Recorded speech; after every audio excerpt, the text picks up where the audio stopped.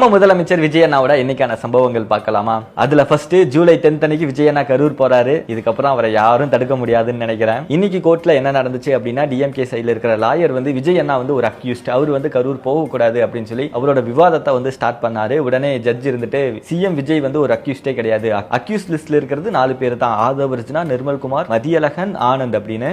இதுல எங்க நம்ம விஜய் அண்ணா அக்யூஸ்டா இருக்காரு, அவர் அக்யூஸ்டே கிடையாது, ஃபர்ஸ்ட் இதை நீங்க இப்படி பேசுறதே தப்பு அப்படின்னு சொல்லி நறுக்குன்னு மண்டையில 4 கொட்டின மாதிரி கொட்டி அமுச்சு விட்டாங்க போங்க அப்படின்னு சொல்லி. இதெல்லாம் ஒரு கேஸ் அப்படின்னு சொல்லி தூக்கிட்டு வந்திருக்கீங்க. லிட்டரலா அப்படிதான் ஹேண்டில் பண்ணியிருக்காங்க டிஎம்கேவை. ஃபைனலா டிஎம்கேவோட பருப்பு வேகல, நாங்கள் கேஸை வாபஸ் வாங்கிக்கிறோம் அப்படின்னு சொல்லி அவங்க வாபஸ் வாங்கிட்டாங்க. ஜூலை 10 அன்னைக்கு பிரம்மாண்டமான ஒரு நிகழ்வு கரூரில் நடக்க போகுது. அதுக்கான ஏற்பாடுகள் இப்போ பண்ண ஸ்டார்ட் பண்ணிட்டாங்க. அண்ட் செகண்ட் டாஸ்மார்க்ல வேலை செய்கிற எம்ப்ளாயிஸ் எல்லாருக்குமே 25% ஹைக் கொடுத்துருக்காங்க. பாட்டிலுக்கு 10 ரூபா எக்ஸ்ட்ரா வசூலிச்சனால இப்போ 40 பேரை பணியிடை நீக்கம் பண்ணியிருக்காங்க. இதில் இன்னொரு விஷயம் கேள்விப்பட்டேன், 20 வருஷமா டாஸ்மார்க்ல வேலை செய்கிறவங்களுக்கு ஹைக்கே கொடுக்கலையா. 20 வருஷம் கழிச்சு இதுதான் ஃபர்ஸ்ட் டைம் அவங்களுக்கு ஹைக் கொடுத்துருக்காங்களாம். அம்மா உணவகம் இந்த ரீவாம் பண்ணாங்க இல்லையா, ரீவாம் பண்ணதுக்கு அப்புறம் கடந்த ஜூன் வரைக்குமே 1.5 கோடி மக்கள் பெனிஃபிட் அடைஞ்சிருக்காங்க அப்படின்னு சொல்லி சொல்றாங்க. இதுதான் முதல் முறை இவ்வளவு மக்கள் அம்மா உணவகத்துக்கு சாப்பிட்டுருக்காங்க அப்படின்னு சொல்றாங்க. டிவிக்கோட எம்எல்ஏ ஒரு 10 இருந்து 15 பேர் கிட்ட பேரம் பேசினாங்க இல்லையா, ரிசைன் பண்ணிட்டு வரணும் அப்படின்னு சொல்லி. அது தொடர்பாக ஒரு 10 பேர் அரெஸ்ட் பண்ணியிருந்தாங்க.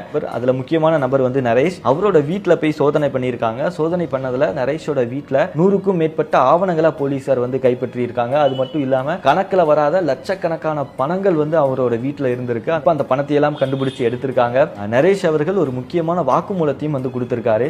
இது எல்லாத்தையும் பண்ண சொன்னது செந்தில் பாலாஜியும் செந்தில் பாலாஜியோட சகோதரர் அசோக் அவரும் தான் அப்படின்னு சொல்லி ஒரு வாக்குமூலத்தையும் இப்போ போலீஸ் கிட்ட சொல்லியிருக்காரு. கொசூரில் இருக்கிற கிளவரப்பள்ளி டேம் இஷ்யூ பல இன்ஃப்ளூயன்சர்ஸ் அதுக்காக குரல் கொடுத்துருக்காங்க.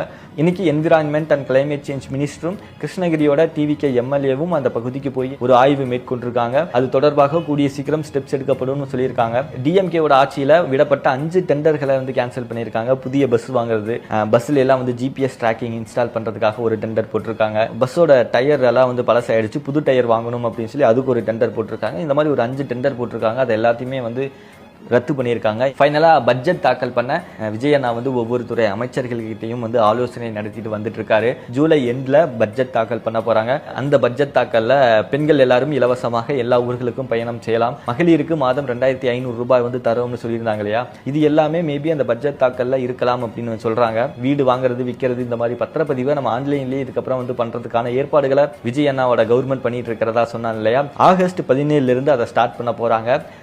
இதுக்கப்புறம் அது முழுக்க நம்ம ஆன்லைன்லேயே அந்த பத்திரப்பதிவை நம்ம பண்ணிக்கலாம். இதுதான் இன்னைக்கான விஷயங்கள். நாளைக்கான விஷயங்கள் தெரிஞ்சுக்கணும் அப்படின்னா மறக்காம விஜய் வசந்தா ஃபாலோ பண்ணிக்கோங்க.